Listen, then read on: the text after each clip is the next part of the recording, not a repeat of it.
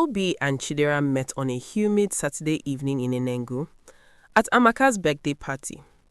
It was the kind of gathering that filled up slowly, guests arriving in waves, music competing with overlapping conversations, laughter rising and falling with each new entrant.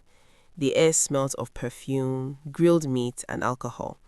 People observed one another carefully, subtly measuring faces, clothes, confidence, before deciding where to stand.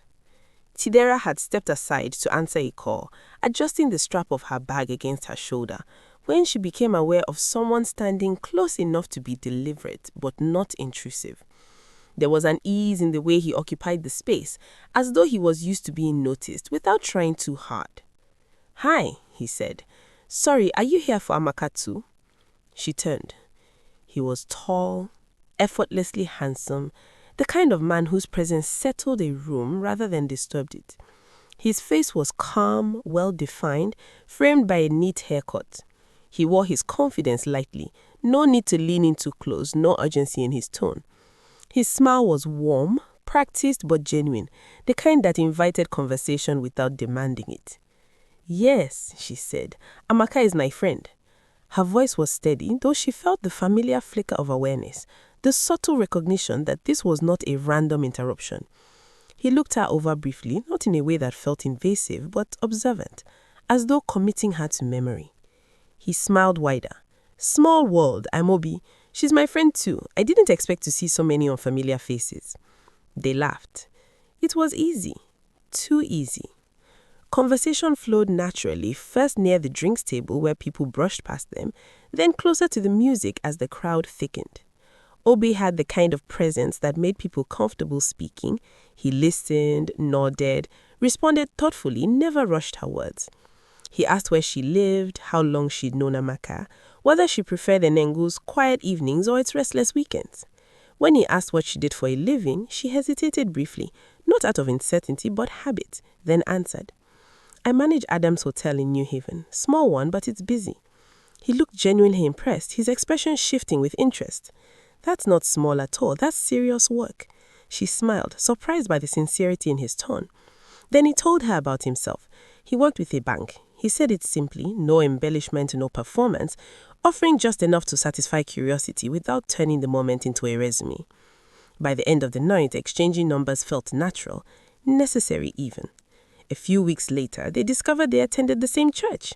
Different roles, different friend groups, same services, same sermons. They laughed about how they had been worshipping under the same roof without ever meeting. It felt like alignment, like life quietly arranging things. They dated for a year. Obi was charming, consistent, and attentive. He remembered details. He spoke about the future with certainty, marriage, children, stability. He talked about wanting peace in his home, about providing fully so his wife would never struggle. People liked him. That mattered. When he proposed, nobody questioned Chidera's yes. In Enugu, marrying a banker, especially one like Obi, felt like security. Her parents were relieved. Her friends congratulated her endlessly.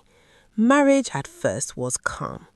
Obi insisted she stop working. He said it gently, lovingly. "Why stress yourself? My salary is enough. Let me take care of you." She resisted at first, but he persisted. It sounded like love, like partnership. She resigned from the hotel and became a full-time wife. The first slap came during an argument so small she couldn't remember it later. It stunned her more than it hurt. Obi froze, then apologized profusely. He cried, held her, promised it would never happen again. He blamed work stress. She believed him. The second time, he apologized again. The third time, the apologies grew shorter. Eventually, they stopped. They had children, 1, then 2, then 3. With each child, Chidera shrunk inward. Obi grew louder, harsher, more entitled. He controlled money, questioned her spending, cheated openly, sometimes discreetly, sometimes without shame. When she complained, nobody believed her. How can Obi do that? He's such a calm man. You're lucky to have him. Even women admired him. She ran away more than once, went home with bruises she tried to hide.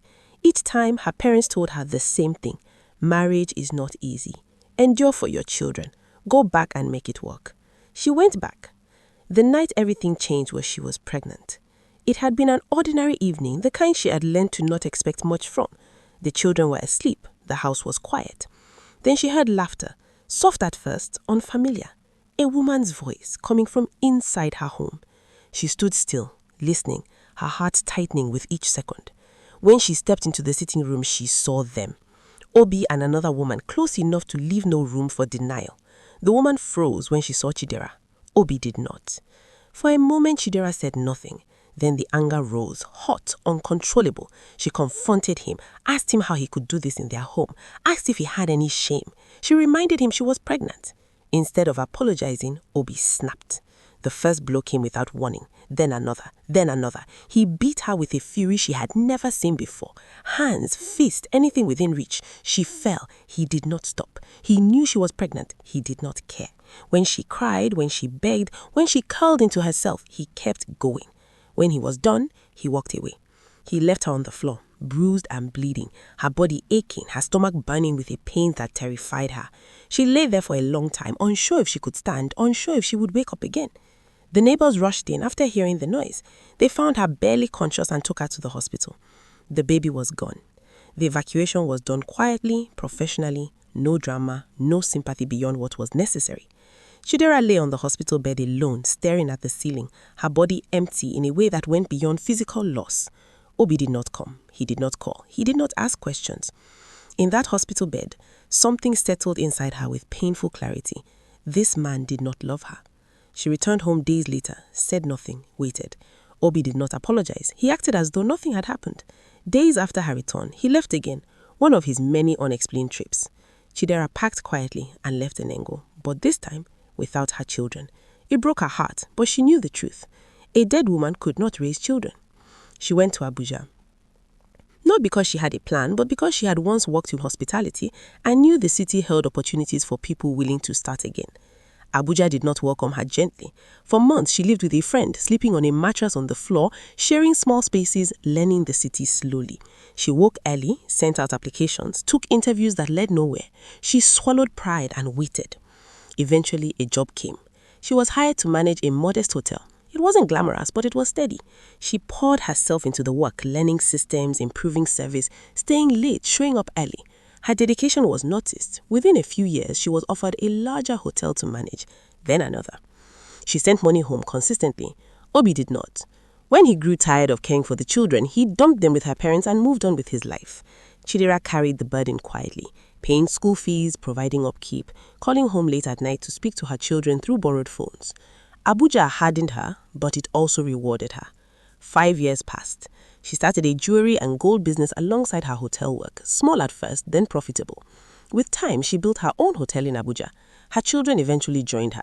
They lived comfortably, safely, at peace. Meanwhile, Obi's life unraveled quietly. For years, the lifestyle he maintained had been funded by money that was never truly his. Small withdrawals here and there from customers' accounts, amounts subtle enough to not raise alarms immediately. It had gone on long enough for him to grow careless, comfortable, entitled. When the bank finally uncovered it, the situation became complicated. It was not a large sum, not enough to make a public example of him without questions being asked. So the bank chose silence over scandal. A court case would draw attention to internal failures, raise concerns about security, and damage their reputation. So they handled it internally. Obi was dismissed quietly. The money was recovered. No police, no headlines. But the punishment came anyway. His name was tainted, his record stained, friends disappeared, invitations stopped coming. The respect that once followed him evaporated without announcement. In Enugu, people whispered. In professional circles, doors closed. He was free, but ruined. Chidera, on the other hand, was thriving. By then, she had grown into a woman who understood herself. Her confidence was no longer borrowed from marriage or proximity to power. It came from survival, work, and hard-earned peace. It was during one of her business trips that she met him, a businessman based in Abuja. He was not loud, not flashy. He noticed things, remembered details, asked about her day, and actually listened. He paid attention to her children, remembered their names, showed up consistently. He didn't raise his voice, didn't demand submission. He offered partnership. Slowly, carefully, she let herself trust again. They dated deliberately. Conversations were deep, intentional. When marriage came up, it wasn't rushed or dramatic. It was discussed thoughtfully. Plans were made. Families were informed. Her life felt full, grounded, hopeful in a way she had never experienced before. It was around that time that Obi came to Abuja. When he saw her, he barely recognized the woman standing before him. She was composed, successful, calm, surrounded by peace. Her children were thriving. She no longer flinched at raised voices. She no longer apologized for existing. Obi apologized. He begged. He promised change. He spoke of regret and loss and loneliness. Family members reached out. Friends encouraged reconciliation. Society whispered reconciliation. Chidera listened quietly. Then she told him the truth. She had forgiven him. Carrying anger had become too heavy. But forgiveness did not mean return.